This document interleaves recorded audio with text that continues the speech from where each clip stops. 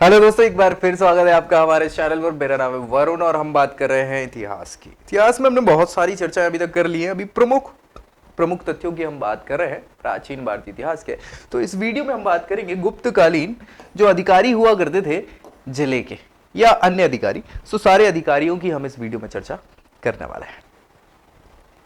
तो चलिए स्टार्ट कर लेते हैं भैया जल्दी से। देखो यहाँ पे पहले तो ये दूसरी स्लाइड ऐड हो गई। इसमें अशोक के समय की बात करी इनने, बौद्ध धर्म के प्रचारक और प्रचार क्षेत्रों की, तो वो भी देख लेते हैं। चलिए वो तो अच्छी बात है। तो प्रचारक है यहाँ पे, अशोक के समय में प्रचार करने गए थे और कौन सी जगह गए थे। बहुत सारे लोगों को अशोक ने बौद्ध धर्म के प्रचार के लिए भेजा था, है ना। तो सबसे पहले मज्जिम है ये व्यक्ति विशेष, मज्जिम हिमालय गए थे, हिमालय की तरफ, हिमाचल की तरफ प्रचार क्षेत्र इनका था बौद्ध धर्म का। सोन व उत्तरा ये व्यक्ति विशेष थे जो स्वर्ण भूमि चले गए थे, स्वर्ण भूमि, ठीक है। सो वहां पे इन्होंने बौद्ध धर्म का प्रचार किया था। मज्जान्तिक ये मज्जिम थे, ये मज्जान्तिक थे।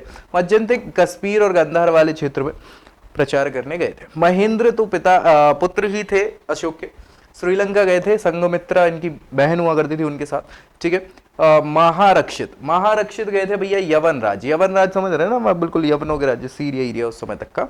महाधर्म रक्षित जो है वो भैया महाराष्ट्र गए थे प्रचार प्रसार करने। महादेव गए थे मैसूर, कर्नाटक जो आजकल राज्य है वहां पे। धर्म रक्षित, देखो भैया ये महारक्षित हैं, ये धर्म रक्षित हैं और ये महाधर्म रक्षित है ना। सो धर्म रक्षित पश्चिमी भारत में गए थे यहाँ पे बौद्ध धर्म का प्रचार प्रसार करने, ठीक। तो ये तो अशोक के समय के बौद्ध धर्म के प्रचारक और उनके प्रचार क्षेत्र था। अभी हम बात कर लेते हैं गुप्तकालीन अधिकारियों की, ठीक है भाई। सो गुप्तकालीन अधिकारियों में नगर के श्रेष्ठी, नगर श्रेष्ठी कहलाते थे। नगर का ये श्रेष्ठी मतलब सेठ व्यक्ति होता था उस समय का, जो प्रधान सेठ होता था उसको नगर श्रेष्ठी कहा जाता था। सार्थवाह भैया ये क्वेश्चन पूछा गया है कई बार, इसलिए याद रखना है ना। सार्थवाह जो है वो व्यापारियों का निगम हुआ करता था। निगम मतलब इनकी काउंसिल्स हुआ करती थी, व्यापारियों की पूरी कमेटी हुआ करती थी। उस कमेटी का मुखिया जो है वो क्या है, सार्थवाह कहलाता था।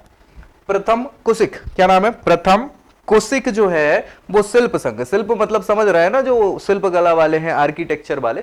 सो उनका जो कमेटी हुआ करती थी उसका मुखिया हुआ करता था कौन, प्रथम कुशिक। इसके अलावा प्रथम कायस्थ मतलब कायस्थ उस समय एक नई श्रेणी जो है वो जुड़ गई थी, और कायस्थ लेखक हुआ करते थे। लेखा जोखा रखने वाले लोगों को कायस्थ कहा जाता था। तो प्रधान लेखक हुआ करते थे प्रथम कायस्थ। पुस्तपाल मतलब जो राजकीय आदेश हुआ करते थे उनको सुरक्षित रखना, मतलब लिख के और बाकी चीजों से, ऐसे अधिकारी को पुस्तपाल कहा जाता था। नेक्स्ट हम बात करेंगे प्राचीन काल के जो व्यावसायिक वर्ग हुआ करते थे वो कौन कौन से थे। तो प्राचीन काल के ये जो वर्ग हैं उनका क्या कार्य और व्यवसाय हुआ करता था। वर्तमान में वो वर्ग अभी क्या है, तो कुलाल कहलाता था प्राचीन वर्ग। ये कुलाल का काम उस समय मिट्टी के बर्तन बनाने का हुआ था। अभी आजकल हम कुम्हार, कुंभकार इनको कह दिया जाता है आज के समय में, है ना। रजक होता था जो धुलाई करता था। धुलाई मतलब वो डिशुम वाली धुलाई नहीं, कपड़ों की धुलाई इत्यादि। सो धोबी आजकल हम उसको कह देते हैं। कर्मकार भैया लोहे की वस्तुएं बनाने वाले व्यक्ति को कहा जाता था, और आजकल उसको हम लोहार कह देते हैं, ठीक है।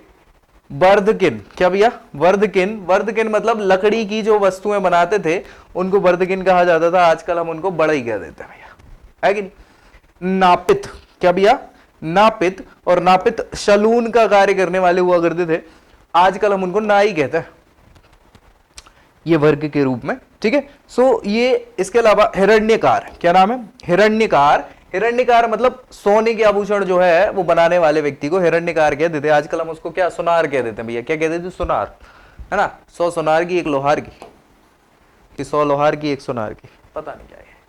चर्मकार भैया चमड़े की वस्तुएं बनाने वाले व्यक्ति को कहा जाता था, और आजकल हम इसको क्या, रेगर कह देते हैं। क्या कह देते हैं, रेगर। नेक्स्ट बसोबाय, क्या भैया, बासोबाय या बसोबाय भी इसको कहते हैं। ये जो वस्त्र बुनने वाले लोग हुआ करते थे उनको कहा जाता था बसोबाय, और आजकल हम इनको दर्जी कह देते हैं, ठीक है ना भैया। ठटकार, क्या भैया, ठटकार मतलब ठोकने वाला व्यक्ति था। पीतल के बर्तन ठोकने से वो ऐसे बन जाते ना, तो पीतल के बर्तन बनाने वाले को ठटकार कहते थे। आजकल हम ठटेरा कहते थे, ठटेरा का, है ना। चलो शिल्पकार तो आप जानते ही हैं भैया, मूर्तियां इत्यादि बनाने वाले व्यक्ति को शिल्पकार कहा जाता था। आजकल हम इसको मूर्तिकार कहते हैं, ठीक है। तो भैया इसके अलावा मणिकार, मणिकार मतलब रत्नों के कार्य को करने वाले व्यक्ति को मणिकार कहा जाता था। आजकल इसको हम जौहरी कहते हैं। क्या कहते हैं? जौहरी साहब, है ना।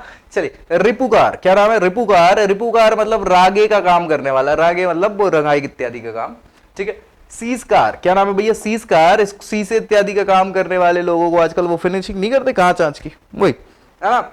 सूचीकार, सूचीकार मतलब उस समय सुई जो बनाते थे उनको सूचीकार कहा जाता था।